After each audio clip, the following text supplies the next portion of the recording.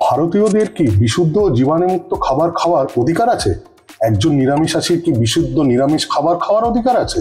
যদি কেউ নিরামিষভোজী গ্রাহককে আমিষ খাবার মিশিয়ে পরিবেশন করে এই বলে যে এই খাবারটি খাঁটি নিরামিষ, তার কি হবে? কি হবে যদি একজন বিক্রেতা যে খাবারে থুতু ফেলে এবং তারপর একজন গ্রাহককে সেটা পরিবেশন করে? উত্তরপ্রদেশে খাদ্য সামগ্রীতে থুতু ফেলা এবং প্রস্রাব মেশানোর ঘটনাকে বিবেচনায় নিয়ে মুখ্যমন্ত্রী যোগী আদিত্যনাথ মঙ্গলবার নির্দেশ দিয়েছেন যে সমস্ত খাদ্য কেন্দ্রের অপারেটর, মালিক ও ব্যবস্থাপকদের নাম ও ঠিকানা বাধ্যতামূলকভাবে প্রদর্শন করতে হবে। মুখ্যমন্ত্রী যোগী আদিত্যনাথও এই জাতীয় সমস্ত খাবারের পরিদর্শন এবং তাদের কর্মচারী পুলিশ যাচাই করার জন্য একটি রাজ্যব্যাপী প্রচার শুরু করার নির্দেশ দিয়েছেন। তিনি জোর দিয়েছেন যে এই প্রক্রিয়া অবিলম্বে শুরু করতে হবে। পুলিশ, খাদ্য নিরাপত্তা ও ওষুধ প্রশাসনের কর্মকর্তা এবং স্থানীয় কর্তৃপক্ষের সমন্বয়ে যৌথ দলে। এই নতুন ব্যবস্থার অংশ হিসেবে শেফ ও ওয়েটার উভয়কেই এখন ডিউটি করার সময় মুখোশ ও গ্লাভস পরতে হবে এবং হোটেল এবং রেস্তোরাঁগুলোতে সিসিটিভি ক্যামেরার ইনস্টলেশন বাধ্যতামূলক হবে। মুখ্যমন্ত্রী যোগী আদিত্যনাথ বলেছেন, জুস, মসুর ডাল এবং রুটির মতো খাদ্য সামগ্রীতে মানুষের বর্জ্য যোগ করা ঘৃণ্য এবং অগ্রহণযোগ্য। তিনি আরও বলেছেন, জনস্বাস্থ্যের সাথে আপোষ করা যাবে না। যারা খাদ্য দূষণ বা অস্বাস্থ্যকর অনুশীলনের জন্য দায়ী তাদের কঠোরতম শাস্তির মুখোমুখি হতে হবে। এই ব্যাপক পরিবর্তনগুলোর সাথে উত্তরপ্রদেশের লক্ষ্য হলো এর বাসিন্দা ও গ্রাহকদের জন্য একইভাবে একটি নিরাপদ এবং পরিষ্কার পরিবেশ তৈরি করা। উত্তরপ্রদেশে যাতে এই ধরনের ঘটনা না ঘটে তা নিশ্চিত করাই হলো এই ব্যবস্থাগুলির লক্ষ্য। সম্প্রতি সারা দেশ থেকে খবর এসেছে যে মানুষের বর্জ্য, অখাদ্য এবং নোংরা পদার্থের সাথে জুস, ডাল, রুটির মতো খাদ্যদ্রব্য ভেজাল দেওয়ার অনেক ঘটনা প্রকাশ্যে এসেছে। জারি করা সরকারি বিবৃতির অনুসারে এই জঘন্য কর্মকাণ্ডের কারণে জনসাধারণের স্বাস্থ্য গুরুতরভাবে বিপদের মুখে পড়েছে। এ ধরনের জঘন্য আচরণ সম্পূর্ণ অসহনীয়। উত্তরপ্রদেশে এই ধরনের ঘটনা বন্ধ করার জন্য খাদ্য নিরাপত্তা নিশ্চিত করতে এবং সাধারণ জনগণের স্বাস্থ্য সুরক্ষার জন্য দৃঢ় পদক্ষেপ নিতে হবে।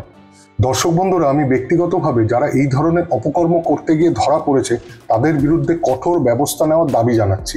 আমি ইউপি সরকারের এই নির্দেশের সাথে আছি।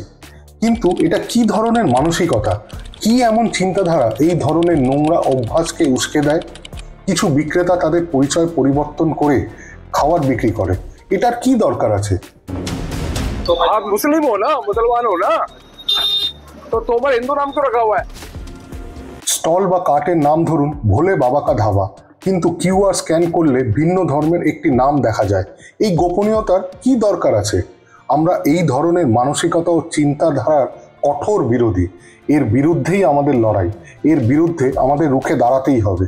সবচেয়ে অদ্ভুত বিষয় হলো কিছু লোক এই দূষিত কাজগুলোকে ন্যায্যতা দেওয়ার চেষ্টা করছে।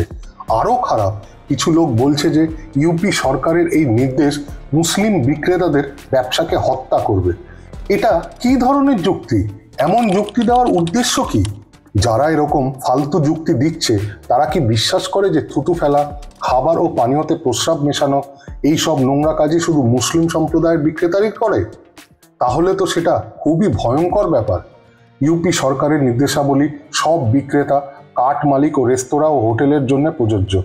এই নির্দেশগুলো প্রযোজ্য হিন্দু, মুসলিম, শিখ, খ্রিস্টান, বৌদ্ধ, জৈন বা অন্য কোনো ধর্মের বিশ্বাসী বিক্রেতাদের জন্য। এখানে কোনো বৈষম্য নেই। এই নির্দেশাবলী সম্পূর্ণরূপে গ্রাহকদের বিশুদ্ধ এবং পরিষ্কার খাবার পরিবেশনের পক্ষে। এই নির্দেশাবলী নিরামিষ গ্রাহকদের বিশুদ্ধ নিরামিষ খাবার পরিবেশনের পক্ষে। আর যদি এই নির্দেশগুলো খাদ্য এবং পানীয়ের পবিত্রতা রক্ষা করার জন্য হয় তাহলে আমাদের এই নির্দেশাবলী সমর্থনে এগিয়ে আসা উচিত এবং প্রতিটি রাজ্য সরকারকে তাদের নিজ নিজ রাজ্যে এই ধরনের নির্দেশাবলী বাস্তবায়ন করার জন্য বলতে হবে। দর্শক বন্ধুরা, আপনাদের মতামত কমেন্টসের মাধ্যমে জানাবেন। আমি অপেক্ষায় থাকব। নমস্কার, ভালো থাকবেন।